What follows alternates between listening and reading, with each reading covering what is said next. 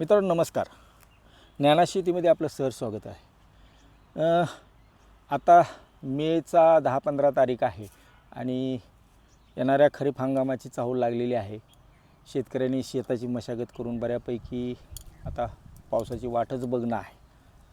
तसे ह्या वर्षी 92 पासून 94% पाऊस होईल आणि अल निनोचा प्रादुर्भाव हा ऑगस्ट-सप्टेंबरमध्ये राहील असे काही खाजगी तसेच शासकीय यंत्रणेचे अंदाज आहेत.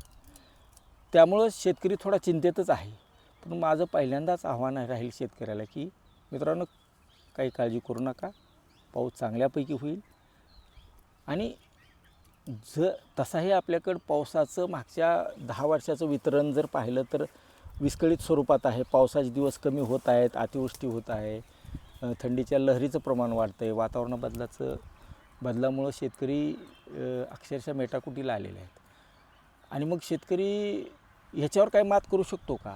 तर हो, आपल्या हातात जेवढ्या गोष्टी आहेत त्याच्यावर जर बारकाव्यानं पहिल्या दिवशीपासून लागवडीपासून जर आम्ही तयारी केली तर निसर्गाच्या लहरीपणावर काही अंशी मात करता येते. म्हणून आपण यावर्षी त्याच्यामध्ये बारकाव्यानं आपण त्या काही मुद्द्यावर चर्चा करणार आहे, जेणेकरून येणाऱ्या हंगामामध्ये काही पावसाचे खंड पडले तरीसुद्धा मला त्या पिकातून बऱ्यापैकी उत्पादन घेता येईल. आणि उत्पादन घेत असताना उत्पादन खर्च कमी करेल आणि माझी शेती फायद्याची होईल, यावर आपण भर देणार आहोत. तर आज आपण मित्रांनो कापसावर बोलणार आहे.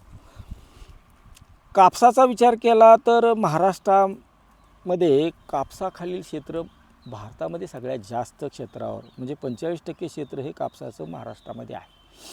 आणि कापसाची उत्पादकताचा जर विचार केला तर कापसाची उत्पादकता ही आमची महाराष्ट्राची खूप कमी आहे, खूप खाली नंबर लागतो आमचा. मग क्षेत्र तर जास्त आहे, उत्पादकता तर कमी आहे, असं तर गणित जमणार नाही. आणि हेच एकमेव कारण आहे माझ्या महाराष्ट्रातल्या शेतकऱ्याच्या ज्या काही आत्महत्या होतात, मग महिन्याला 1200 होते, रोज 3 होतात का 2 होतात, ह्या फंदात न पडता आपण कापसाची शेती परवडत नाही. बाकीचे खर्च वाढलेले आहेत. शेतीमध्ये हवामान बदलाचं आव्हान तर आहेच, परंतु निविष्ठाचे दर दरवर्षी वाढत आहेत. आणि शेतीच्या जे आम्ही शेतकरी उत्पादन करतो त्याचे दर काय जाग्यावर थिजून राहिल्यासारखे आहेत. तरीसुद्धा मग मला पोट भरण्यासाठी शेती तर करावंच लागणार आहे. आणि मग शेती करायची तर उत्पादन खर्च कमी करावा लागेल, हवामान बदलाला तोंड द्यावं लागेल. मग ह्यासाठी माझ्या हातात ज्या काही गोष्टी आहेत त्याच्यावर मी यावर्षी लक्ष देणार जास्त. माझा उत्पादन खर्च कमी करणार आणि उत्पन्न मात्र वाढवणार. महाराष्ट्राची कापसाचा विचार केला तर एकरी 4 ते 5 क्विंटल कापूस शेतकऱ्याला होतो. तो कमीत कमी यावर्षी 12 क्विंटलपर्यंत आपल्याला जायचं आहे. मग हे 12 क्विंटल 15 क्विंटल एकरी जर उत्पादन घ्यायचं असेल तर काय करावं लागेल? पहिली गोष्ट तर हलक्या जमिनीमध्ये यावर्षी कापूस लावायचा नाही.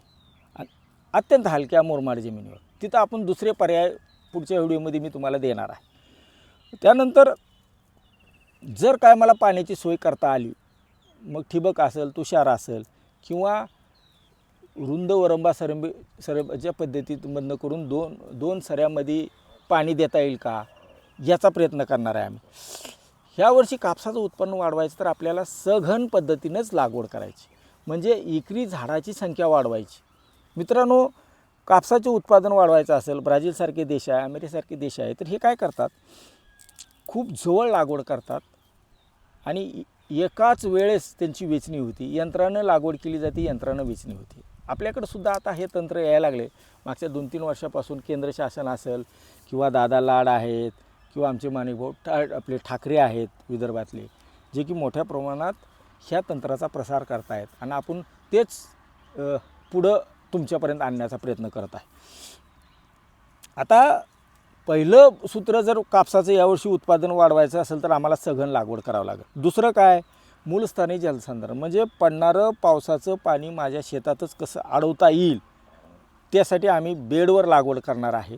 त्यानंतर माती परीक्षण करून आम्ही अन्नद्रव्य वापरणार आहे. जरी शक्य नसेल तरी आपल्याला माहीतच आहे आपल्याकडच्या मातीचा सेंद्रिय कर्ब फार कमी आहे. आणि मग सेंद्रिय कर्ब वाढवायचं तर शेणखत आणा. शेणखत कुठून आणायचं याच्यावर आपण पुढं बोलणार आहे. त्यानंतर बेसल डोस ह्यावर्षी आपल्याला कापसाला द्यायचा आहे. जे काय खत द्यायचं आहे ते मी पुढं डिटेल सांगाल तुम्हाला.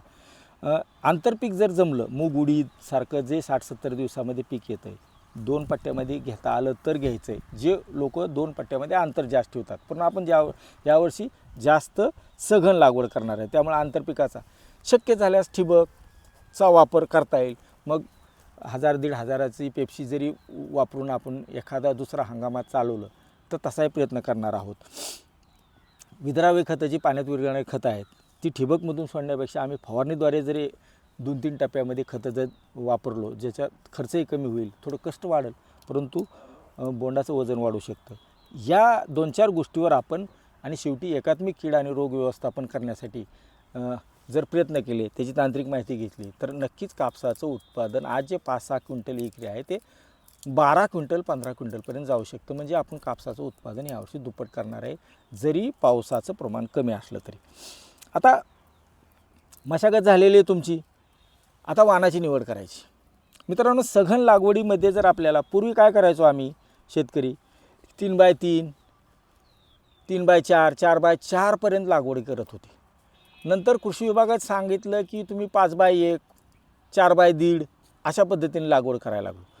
आता पूर्वी जी चौरस लागवड पद्धत होती 4x4 किंवा 4x3, 3x3, 3x2, त्याच्यापेक्षा उत्पादन 5x1.5 वर, 6x1 वर, 4x1.5 वर वाढलं. आता त्याच्या पुढचा टप्पा आपल्याला घ्यायचा आहे की आम्हाला ह्या वर्षी मध्यम जमीन असेल तर 5x अर्धा फूट म्हणजे 90 सेंटीमीटर बाय 15 सेंटीमीटरवर लागवड करायची, आणि खूप भारी जमीन असेल तर 3 फूट बाय 1 फुटावर लागवड करायची, म्हणजे 90 बाय 30 सेंटीमीटरवर लागवड करायची. आता मग याला जर आम्हाला वाण निवडायचे असते तर वाण कुठले निवडायचे, कारण आम्ही कमी अंतरावर लागवड करतो आहे, सघन पद्धतीने लागवड करतो आहे, तर यासाठी आपल्याला काही करून खूप उंच न वाढणारे, खूप आणि एकाच वेळेस पहिल्या टप्प्यात दुसऱ्या टप्प्यात जास्तीत जास्त बोंडं कशी फुटतील या पद्धतीचा विचार करून आपल्याला वाण निवडावं लागतील. मग जे वाणाचे क्रायटेरिया काय राहील किंवा वाण कसा असला पाहिजे, 3-3.5 फूट वाढणारा, 2 फुटापर्यंत घेर असणारा, आटोपशीर ठेवण असणारा, उभट वाढणारा, फांद्याची संख्या कमी असणारा, आखूड फळफांद्या म्हणजे फळफांद्याची सुद्धा जास्त न वाढणारा, 2 कांड्यातील अंतर कमी असणारा, 10 ते 15 बोंडच एका झाडापासून मिळणारा आणि 140 ते 150 दिवसात तयार होणारा, अशा प्रकारचा वाण यावर्षी निवडायचा आहे. आणि 3x अर्धा किंवा 3x1 फुटावर लागवड करायची, आणि त्या 2 बेडमध्ये 1 तास मारायचे, जेणेकरून आम्हाला पाणी देताना त्या तासातनं पाणी जरी दिलं तरी पाणी पाझरून येईल. या पद्धतीने आपल्याला लागवडी करायची. आता अशा प्रकारचे वाण कुठले आहेत बाजारात? मित्रांनो, ह्या वर्षी लागवड करताना एक डोक्यात ठेवा, मागच्या वर्षी तुम्हाला अनुभव आहे बऱ्यापैकी व्हरायटीचा. कापूस काय आज आपण लावत नाही, पिढ्यानपिढ्या कापूस लावतो आहे. ह्या वर्षी ज्यावेळेस 1 एकर लावताय त्यावेळेस 1 एकरमध्ये एकच वाण लावा. जे अनुभव आहे तुम्हाला तो वाण लावा. एखादा नवीन वाण ट्राय करायचा आहे तो अर्धा एकर एक बॅग आणून ती लागवड करून तुम्ही पहा. आता ह्या सघन लागवडीमध्ये मध्यम जमीन किंवा भारी जमिनीमध्ये लागवड करण्यासाठी ज्यावेळेस तुम्ही एखादा वाण निवडा त्यावेळेस तुम्ही मोबाईलमध्ये गुगलवर जावा किंवा ChatGPTवर जावा आणि मी जे सगळे कॅरेक्टर सांगितले ते त्याला लागू आहेत का बघा, आणि तरच वाण निवडा. कुठला तरी जास्त कालावधीचा वाण निवडून एवढ्या कमी अंतरावर आपल्याला लागवड करता येणार नाही. त्यामुळं मोबाईल आणि ChatGPT किंवा गुगलवर जाऊन त्या वाणाची सविस्तर माहिती घ्या आणि तरच ही या पद्धतीत वाण निवडा. मी काही वाणाची नावं पण तुम्हाला सांगतो की याच्यामध्ये स्विफ्ट म्हणून आहे, आपल्याला कुणाची ॲडव्हर्टाईज करायची नाही, पण मागच्या वर्षी कृषी विद्यापीठाकडं काय प्रयोग झाले किंवा शेतकऱ्याचे काय अनुभव आहेत ते हे वाण ह्या लागवडी पद्धतीला सघन लागवडीला आपल्याला ते कामाला येतात. RCS 929 आहे, आघा आहे, प्लॅटिनम आहे, कीर्ती आहे, ACH 5 आहे, उपज आहे, विजेता आहे, बायो AHH 341 आहे. आणि तुम्हीसुद्धा ज्यावेळेस पाकिट घ्याचाल किंवा ॲडव्हर्टाईज आता गावोगाव लागतील, सगळे दुकानदार त्यांच्या बाहेर लावतील, घ्या म्हणतील, त्याचा फोटो काढा पिशवीचा, त्याची माहिती घ्या आणि तो जर कमी वाढणारा असेल, कॉम्पॅक्ट वाढणारा असेल तरच तो वाण ह्या लागवडीसाठी निवडा आणि आपल्याला 140 ते 150 दिवसात 2 किंवा 3 वेचण्यामध्ये कापूस संपवायचा आहे. दिवाळीच्या आसपास एक पहिली वेचणी करायची, त्याच्यानंतर ती मेजर 50% माल घरात येईल, 60%, आणि नंतरच्या 2 हलक्या वेचण्या होतील.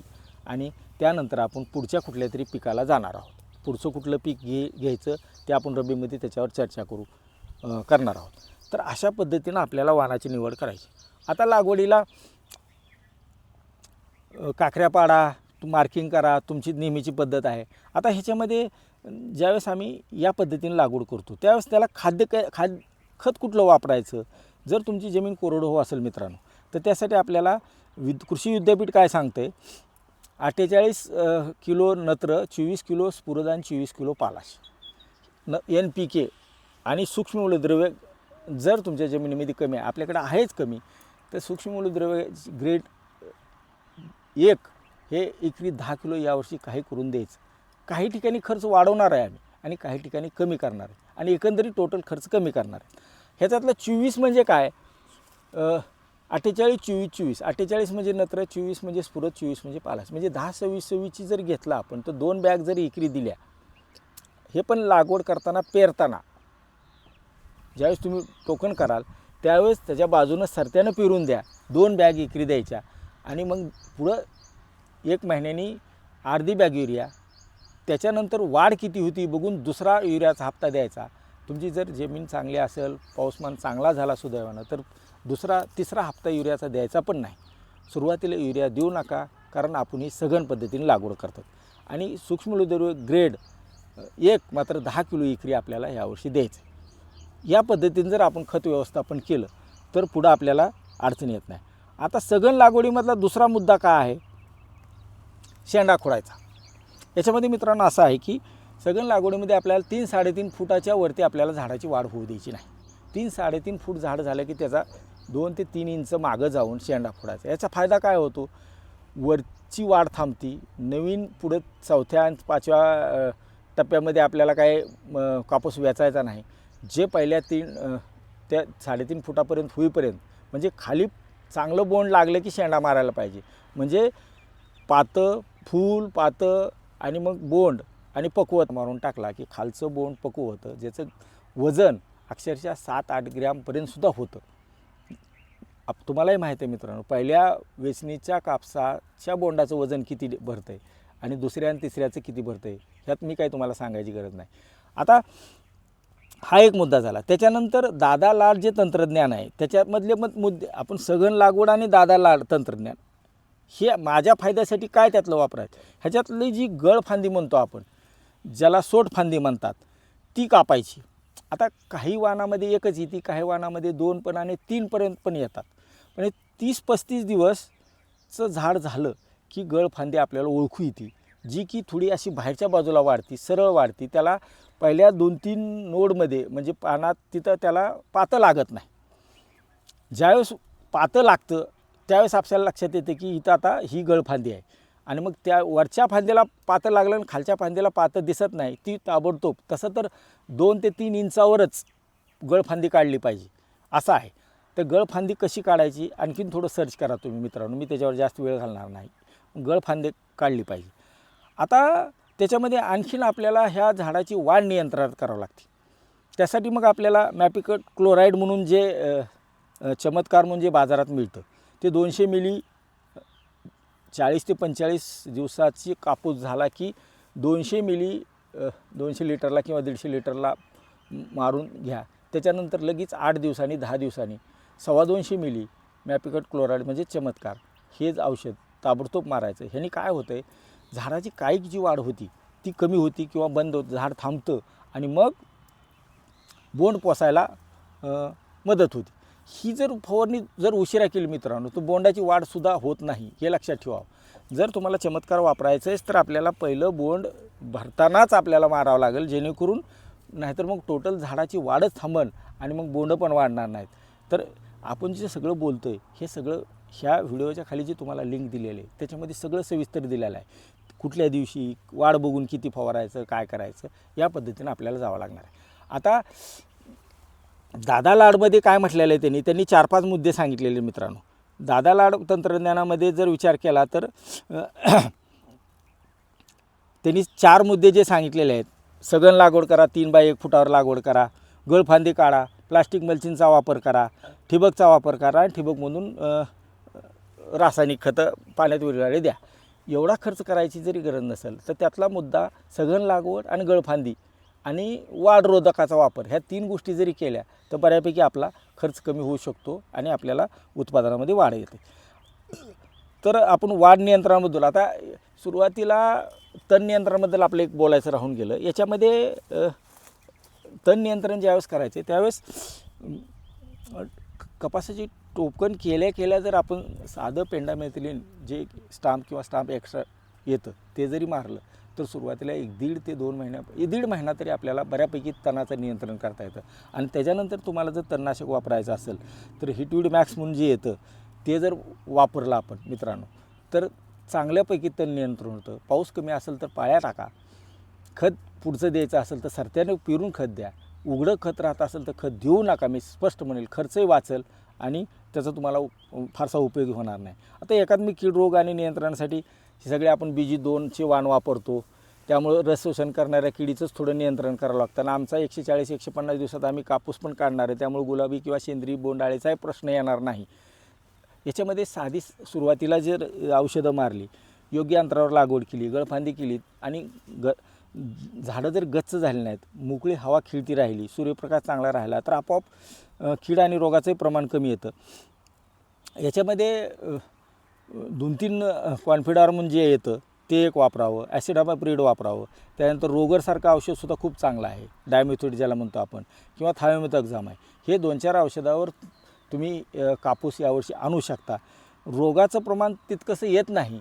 लाल्या वगैरे येतो ती विकृती आहे. ती नत्राचं प्रमाण जास्त झालं किंवा तुडतुड्याचं प्रमाण जास्त झालं त्याच्यामुळे सुद्धा लाल्या येतो किंवा मॅग्नेशियमची कमतरता असेल तर. म्हणून आपण सूक्ष्ममूलद्रव्य ग्रेड 1 पहिल्यांदा जर दिलं आणि नत्र लिमिटेड दिलं आणि तुडतुड्याचं सुरुवातीपासून जर आपण नियंत्रण करत गेलो, एक 15 दिवसाच्या अंतराने स्वस्तापासून भारीपर्यंत औषधं म्हणजे सुरुवातीला क्लोरोसायपर घ्या, प्रोफेनोसायपर घ्या, त्याच्यानंतर थायोमेथॉक्झाम घ्या किंवा मध्ये एखादा कॉन्फिडॉर घ्या, पुन्हा एखादा ॲसिडामाप्रिड घ्या. अशा पद्धतीने जर आपण कीड आणि रोगाचं नियंत्रण केलं, रोगामध्ये फार काय त्रास होत नाही. मर आकस्मिक मर येते, ती निसर्गामुळे येते. जास्त पाण्याचा ताण पडला तर त्याला फार काय आपण करू शकत नाही.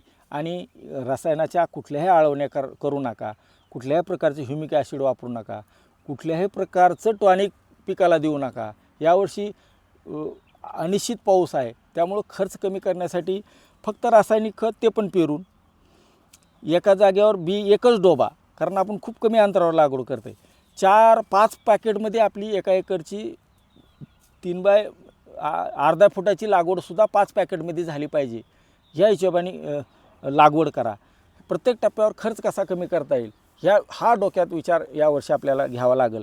आणि काय ह्याच वर्षी नाही, दरवर्षीसुद्धा खूप सारी मंडळी PGR, PGP, पातेगळ होऊ नये म्हणून टॉनिक वापरतात. प्रत्येक फवारणीत वापरतात. तुम्हाला वापरायचं आहे एखादं कीटकनाशक घ्या. बुरशीनाशकाची गरज आहे की नाही बघा, नसेल तर ते घेऊ नका. सोबत पाण्यात विरघळणारं खरं 13-0-45 पिकावर ताण आहे 13-0-45 वापरा. सुरुवातीचं 19-19 वापरा. पाते फुलं लागायच्या टायमाला 0-52-34 वापरा. 12-61 वापरा. शेवट पाते पक्वतेच्या वेळी 0-0-50 वापरा. पण कीड आणि रोग बघून योग्य औषध निवडायचं. योग्य वेळ म्हणजे सकाळी आणि संध्याकाळी फवारायचं. कुठलं औषध वापरतापेक्षा फवारणी कधी करता तुम्ही. मित्रांनो, शेती तशी फार अवघड झालेली आहे. आणि मग आपण जर लक्ष देऊन नाही केली, कमी खर्च करण्यासाठी प्रभावीपणे जर एखादी गोष्ट करणार नसेल, काय करतापेक्षा तुम्ही कधी करता, कसं करता याला महत्त्व जर दिलं तर शेतीमधला खर्च कमी होऊ शकतो. आणि ज्ञान आणि कौशल्य जर घेतलं, ही PDF वाचा तुम्ही, एकदा नाही 2दा वाचा, 4दा वाचा. कृषी विद्यापीठचे भरपूर सारे लेख येतात ते वाचा. ॲग्रोनमध्ये तुम्हाला सगळे बारकावे मिळतील बघायला, त्या वाचा. आणि मी जे पीक घेतो आहे त्याचे सगळे बारकावे जर मी माहीत करून घेतले तर तुमचा 100% खर्च कमी होईल. येणारा हंगाम तसा चॅलेंज देणारा असेल, आव्हानात्मक आहे. पण ज्ञानाची शेतीची कास धरली, ज्ञान आणि कौशल्य जर मिळवलं तर कापसाचं उत्पादन ह्यावर्षी जरी थोडा बहुत पाऊस कमी झाला, 92 म्हणजे तसा कमी नाही, फक्त एखादा 20-22 दिवस 25 दिवस नक्कीच गॅप राहणार आहे. आणि मग बेडवर लागवड केली, मधी सरी असेल थोडं बहुत पाणी ठिबकनं द्यायचा प्रयत्न केला, सरीमधून पाणी दिलं. आता चांगल्या 1-2 पाळ्या घातल्या, सुरुवातीला एखाद दुसरे पाऊस चांगले होऊ द्या, मग टोकन करा. 4-5 पॅकेटच्या वरती करू नका, एका जागेवर 1 बी द्या, कुठलंही टॉनिक देऊ नका, कुठलंही ह्युमिक ॲसिड वापरू नका. अशा पद्धतीने यावर्षी आपल्याला कापसाचं नियोजन करायचं आहे. सगळं काय व्हिडिओमध्ये सांगणं शक्य होत नाही. खालचं PDF चांगलं वाचून घ्या. येणाऱ्या खरीप हंगामाच्या मी शुभेच्छा देतो. शेतकऱ्याला आणि पिकाला जसा पाहिजे तसा पाऊस पडेल. शेतकरी यावर्षी 100% उत्पादन खर्च कमी करतील आणि उत्पादन मात्र दुप्पट करतील अशी आशा ठेवतो आणि थांबतो. जय हिंद, जय महाराष्ट्र.